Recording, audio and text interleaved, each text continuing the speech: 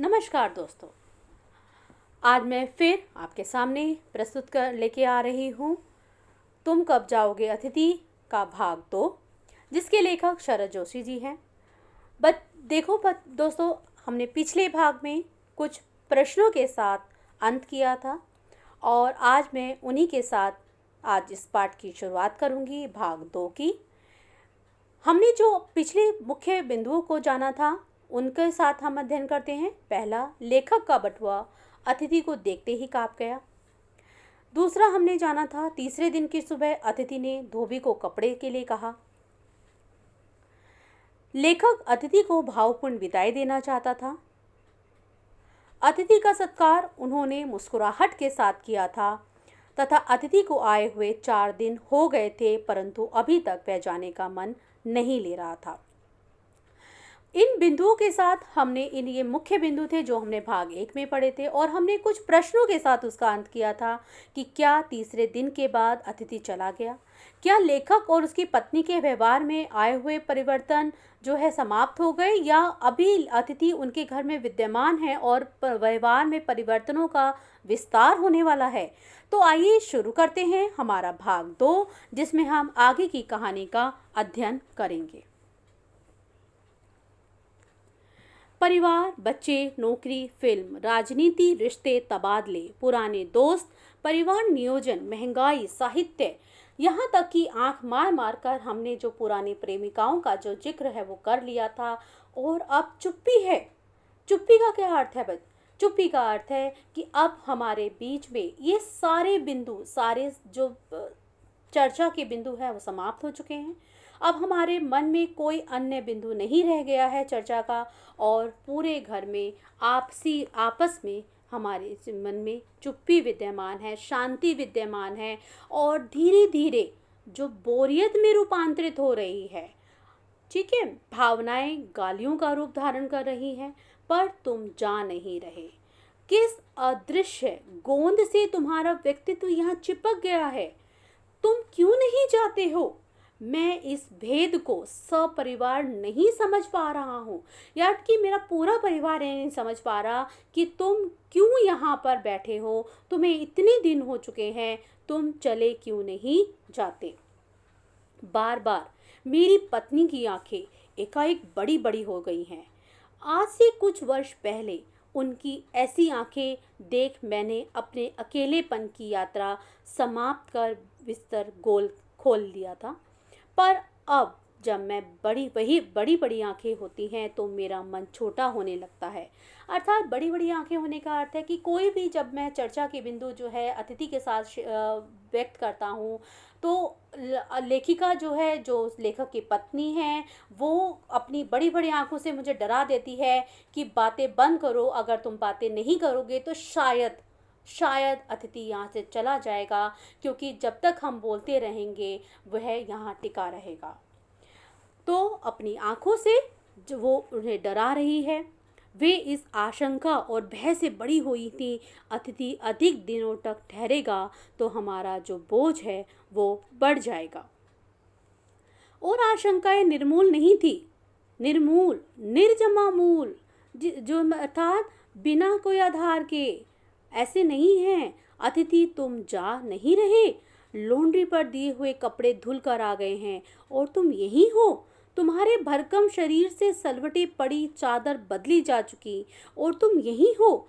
तुम्हें देखकर फूट पड़ने वाली मुस्कुराहट धीरे धीरे फीकी पड़कर अब लुप्त हो गई है। लुप्त मतलब खो गई है, गायब हो गई है। अब तुम्हें देखकर हमें मुस्कुराहट भी नहीं हमारे मुख पे आ रही है।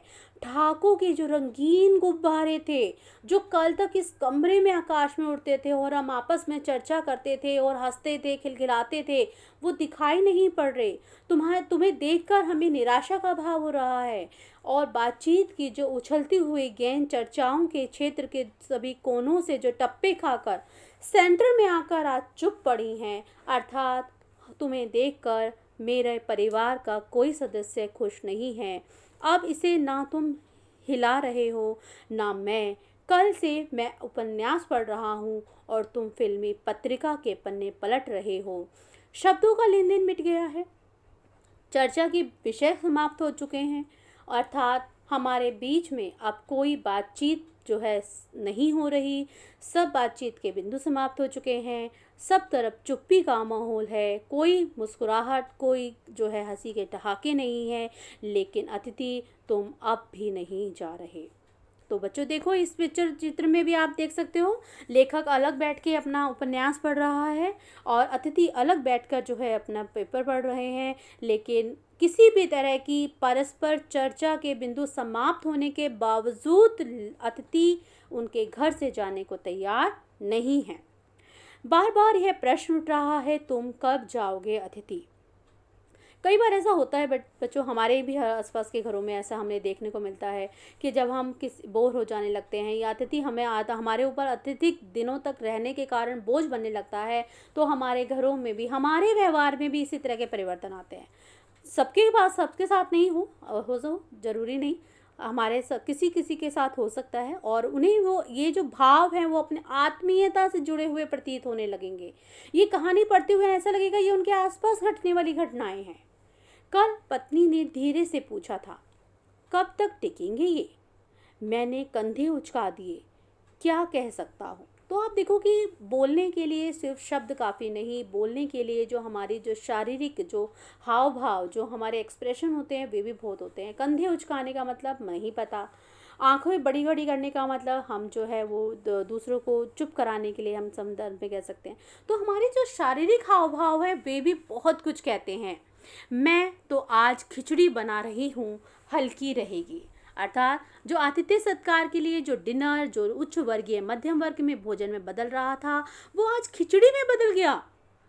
बनाओ, सत्कार की ऊष्मा समाप्त हो रही है, अर्थात अब हम इसके अधिक तुम्हारा सत्कार नहीं कर सकते। अतिथि डिनर से चले थे, खिचड़ी पर आ गए, अब भी अगर तुम यहाँ रुके तो बिस्तर को गोल कर गोलाकार रूप दे नहीं प्रदान करते तो हमें उपवास तक जाना पड़ेगा। उपवास क्या होता है? व्रत रखना कि आज हम कुछ नहीं खाएंगे, आज हमारे घर में उपवास है। तो ऐसा लेखक कहता है कि अगर तुम और यहाँ टिके तो ऐसा ना हो कि खिचड़ी जो है उपवास में बदल जाए और हमारे संबंध जो है वो खराब हो जाए। जो एक प्रेमपूर्ण भावपूर्ण जो संबंध हमारे अतिथि के साथ थे वो कहीं उसमें कड़वाहट ना आ जाए। तुम्हारे मेरे संबंध एक संक्रमण के दौर से गुजर रहे हैं। संक्रमण क्या होता है? संक्रमण होता है जब हमारे परस्पर संबंधों में कड़वाहट आने लगती है, विचारों में मेल नहीं होता और हम जो है हमारे बीच में जो है मधुर संबंध नहीं बनते, विवाद की स्थिति उत्पन्न होती है क्योंकि अतिथि नहीं जा रहा, अतिथि नहीं जाना चाहता और लेखक उसे अपने घर पे रखने को ज़्यादा दिन तैयार नहीं है क्योंकि उसकी आर्थिक स्थिति हिल रही है। तो ऐसे में जो संबंध है वो कटु बनते चले जाते हैं। तुम्हारे जाने का यह क्षण, यह चरम क्षण है, अर्थात अब तुम्हें चला जाना चाहिए। अब तो हंसी के ठहाके बंद हो गए हैं, अब तो चुप्पी हो गई है, अब हमारे मन में तुम्हारे लिए प्रेम भाव खत्म हो गया है।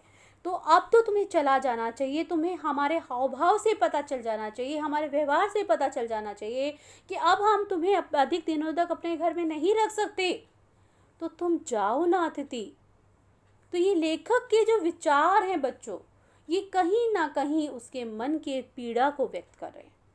तुम्हें यहाँ अच्छा लग रहा है ना, मैं जानता हूँ दूसरों के यहाँ अच्छा लगता है। अगर बस चलता तो सभी लोग दूसरों के यहाँ रहते, पर ऐसा नहीं हो सकता। अपने घर की महत्ता के गीत इसी कारण गाए गए हैं। होम को इसी कारण स्वीट होम कहा गया है। स्वीट होम क्या कहते हैं? कहते हैं कि दुनिया घुमाओ, अपना घर ही सबसे अच्छा। चाहे दुनिया के कोने कोने चले जाओ बच्चों, लेकिन जो सुख, जो आनंद की अनुभूति हमें अपने घर में होती है, अपने घर में जो अपना अधिकार के साथ होती है, वही इसीलिए स्वीट होम कहा गया है। ऐसी अनुभूति आपको कहीं नहीं हो सकती। आप दूसरी जगह घूमने जाते हो, आप होटलों में रहते हो, कि सामान जो है आप उसमें टूट जाए तो आपके ऊपर आ जाता है। आपके घर में आप अपने घर के मालिक हो, आप जो मर्जी कर सकते हो, जैसा मर्जी कर सकते हो, जो मर्जी खा सकते हो। इसीलिए तो कहते हैं दुनिया जाए एक तरफ, अपना घर सबसे सुखी, और वही हमें स्वीट होम लगता है, सबसे अच्छा लगता है, दुनिया के सब घरों से अच्छा लगता है। चाहे हम उसमें रूखी सूखी रोटी क्यों ना खा लें, वो भी हमें प्रिय है। तो लेखक कहता है कि घर को इसीलिए थोड़ी हम स्वीट होम कहते हैं, और घर की महानता के गीत इसलिए थोड़ी नहीं गाए जाते थे कि इसलिए तुम्हें चला जाना चाहिए। लोग दूसरों के होम को, स्वीटनेस को काटने ना दौड़े। यहाँ तुम्हें अच्छा लग रहा है, पर सोचो प्रिय कि शराफत भी तो कोई चीज़ है, और इस शराफत के लिए तुम्हें चला जाना चाहिए। गेट आउट भी एक वाक्य है जो बोला जा सकता है। गेट आउट का मतलब चले जाओ। और गेट आउट हम कब बोलते हैं? जब हम क्रोध में आ जाते हैं, जब गुस्से में आ जाते हैं, जब हम अपने बर्दाश्त करने लायक हमारी हिम्मत नहीं होती, और गुस्से में आकर हम अपने मन के जो भाव हैं उसको व्यक्त कर देते हैं, और ये भाव कहीं ना कहीं दूसरे के मन की वो पीड़ा देते हैं। बच्चों, जो सुनता है उसको दुख देते हैं कि इसने कैसे गेट आउट बोल दिया। कभी आप देखो, क्या कक्षा में अगर कोई टीचर आपको कहे गेट आउट, तो आपको कैसे लगेगा? आपको अच्छा नहीं लगेगा, आपको बुरा लगेगा। तो आप ये नहीं चाहते कि कोई आपको गेट आउट बोले। लेखक कहता है कि ये शब्द भी बोले जा सकते हैं, और मेरे क्रोध की जो सीमा, जो मन के भाव के अंदर जो भावनाएं हैं वो फूट पड़ेंगी, और मैं ऐसा ना हो कि मैं गेट आउट बोल दूँ जो आपको बिल्कुल अच्छा ना लगे, क्योंकि मैं अपने घर में आए हुए अतिथि का सत्कार करना का चाहता हूँ, उसका अपमान नहीं करना चाहता। अपने खर्राटों से एक और रात गुंजायमान करने के बाद कल जो किरण तुम्हारे बिस्तर पर आएगी वह तुम्हारे यहाँ आगमन के बाद 5वें सूर्य की परिचित किरण होगी। आशा है वह तुम्हें चूमेगी और तुम घर लौटने का सम्मानपूर्ण निर्णय ले लोगे। मेरी सहनशीलता की वह अंतिम सुबह होगी। देखो बच्चों, उसने कह दिया कि 5वें दिन जो सूरज की किरणें तुम्हारे बिस्तर पे आएंगी, उम्मीद है तुम यहाँ से सम्मानपूर्ण चले जाओगे। नहीं तो क्या होगा? मेरी जो सहनशीलता है, मेरे बर्दाश्त की जो है लिमिट्स जो समाप्त हो जाएगी, और मैं ऐसा ना हो कि मैं तुम्हें गेट आउट वाला शब्द भी बोल दूँ, तो मैं अपमानित कर दूँ कि तुम चले क्यों नहीं जाते। उसके बाद मैं स्टैंड नहीं कर सकूँगा। स्टैंड नहीं करने का क्या अर्थ है? मैं तुम्हारा पक्ष नहीं ले सकूँगा। जो हमारे भारतीय संस्कृति का मुख्य भाव है, अतिथि देवो भव, वो ना डग जाए, वो ना हिल जाए, वो भाव हमारे मन में बना रहे। उस भाव को लड़खड़ाए बिना तुम यहाँ से चले जाओ अतिथि। मेरे अतिथि, मैं जानता हूँ अतिथि देवता होता है, पर आखिर मैं भी इंसान हूँ, मैं भी मनुष्य हूँ। मैं कोई तुम्हारी तरह देवता नहीं हूँ। एक देवता और एक मनुष्य अधिक देर नहीं रह सकते। देवता दर्शन देकर लौट जाते हैं, तुम लौट जाओ अतिथि। तो कितना सुंदर वाक्य उसने बोला कि तुम एक देवता की तरह हो, और तो जिस प्रकार देवता की पूजा होती है, लेकिन वो भी दर्शन देकर, आशीर्वाद देकर चले जाते हैं, वो हमारे घर में रहते नहीं हैं। तुम क्यों नहीं चले जाते? इसी से तुम्हारा देवत्व सुरक्षित होगा। देवत्व का मतलब जो देवता के जो गुण हैं, वो आपके जो भाव है वो तुम्हारा सुरक्षित रहेगा, और हम अगली बार तुम्हारा और अच्छे भावभीनी मुस्कुराहट के साथ स्वागत करेंगे कि नहीं नहीं, ये तो 2 ही दिन के मेहमान होते हैं, हमेशा 1 दिन 2 दिन रुकते हैं और चले जाते हैं, और अगर तुम इससे अधिक दिन रुके तो कहीं ऐसा ना हो कि आगे आने वाले समय में जब तुम आओ तो वो तब भी हमारे मन में वो खटास, वो कड़वाहट विद्यमान रहे। इसलिए तुम चले जाओ और तुम्हारा देवत्व जो है वो सुरक्षित रहे।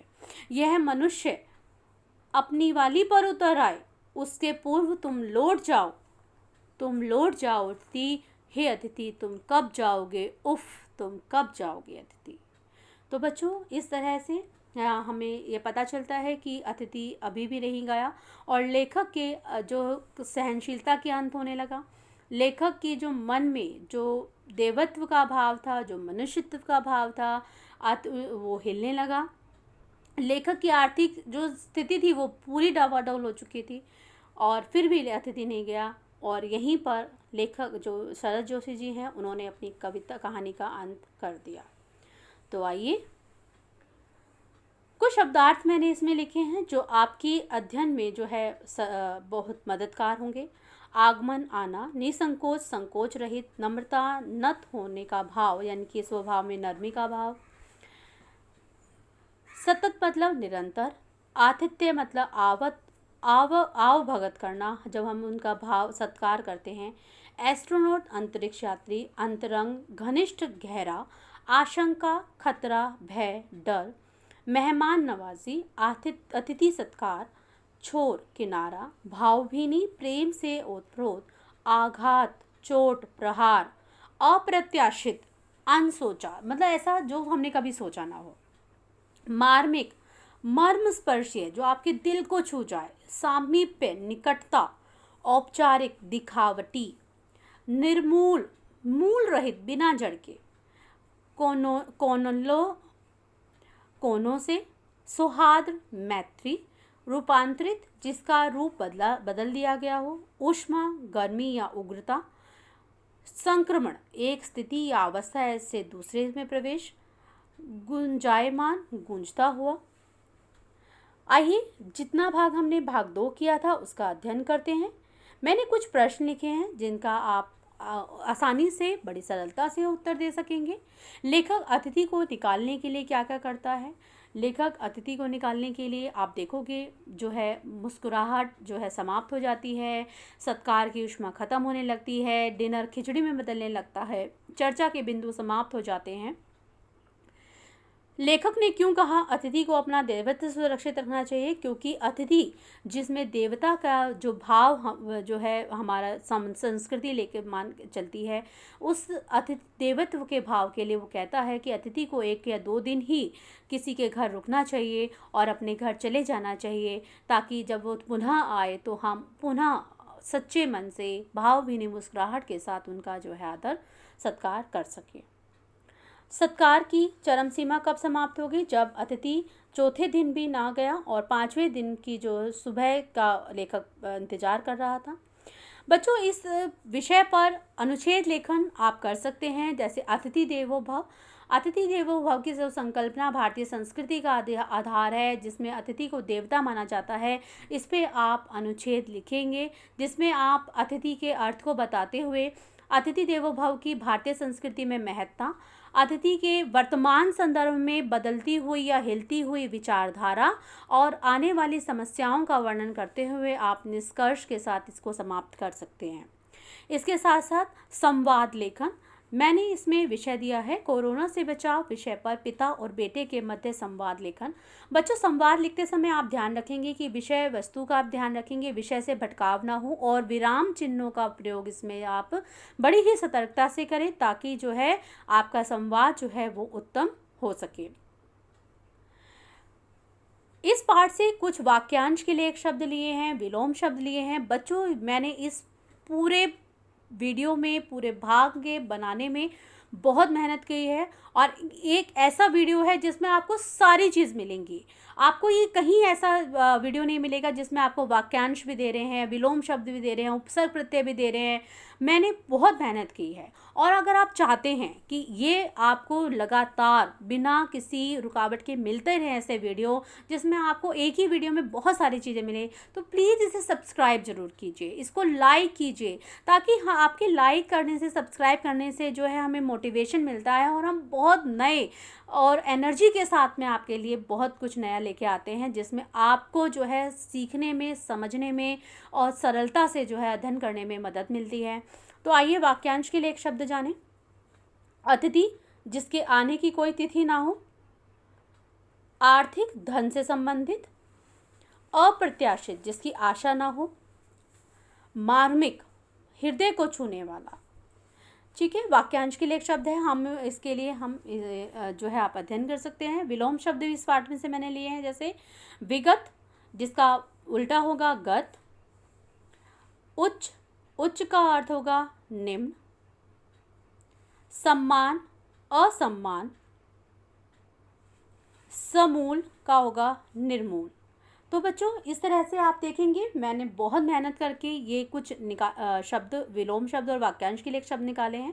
आइए हम पर्यायवाची इसका अध्ययन करें। इस पाठ में से कुछ पर्यायवाची शब्द लिए हैं, जैसे कि चरण। चरण क्या होते हैं? पद, पांव होते हैं। अतिथि, इसे हम मेहमान या अभ्यागत भी कह सकते हैं।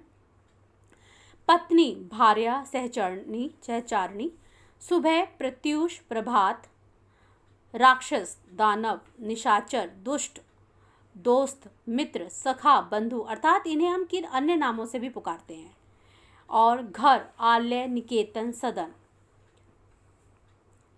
मैंने इस पाठ में से उपसर्ग भी किए हैं बच्चों।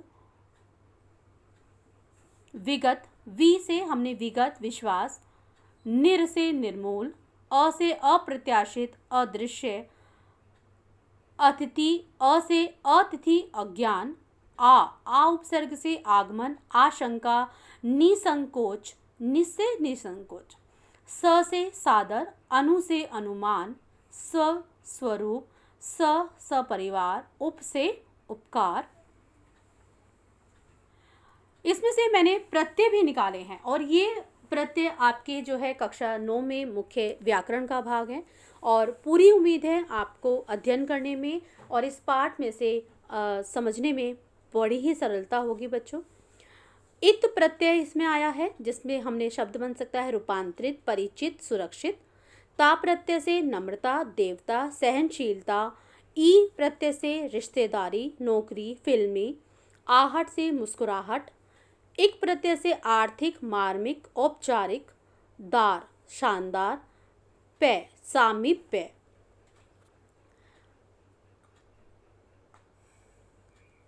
पन प्रत्यय इसमें आया है जिसमें अकेलापन। कर प्रत्यय से पढ़कर, धुलकर। इका प्रत्यय। आन प्रत्यय से ढलान। वाली प्रत्यय से पढ़ने वाली। आई से महंगाई, विदाई। त्व से देवत्व, व्यक्तित्व।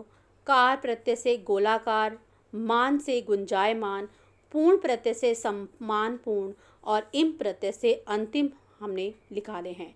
आप देखोगे बच्चों, मैं हमेशा ही आपके लिए कुछ नया लेके आती हूँ, कुछ नया करती हूँ और इस भाग में तो मैंने आपके लिए पर्यायवाची, विलोम शब्द, वाक्यांश के शब्द, उपसर्ग प्रत्यय सब कुछ लिए हैं और इसको आपको कहीं और ढूंढने की आवश्यकता नहीं होगी। और अगर आप इसी तरह चाहते हैं कि मैं लगातार आपके लिए कुछ नया लेके आऊँ और व्याकरण का भाग भी आपके पाठों में से निकालूँ, तो प्लीज़ इसे लाइक ज़रूर कीजिए, सब्सक्राइब कीजिए ताकि मेरा मोटिवेशन बना रहे और कुछ नया सीखने के लिए आप भी जो है हमेशा मेरे वीडियो देखिए।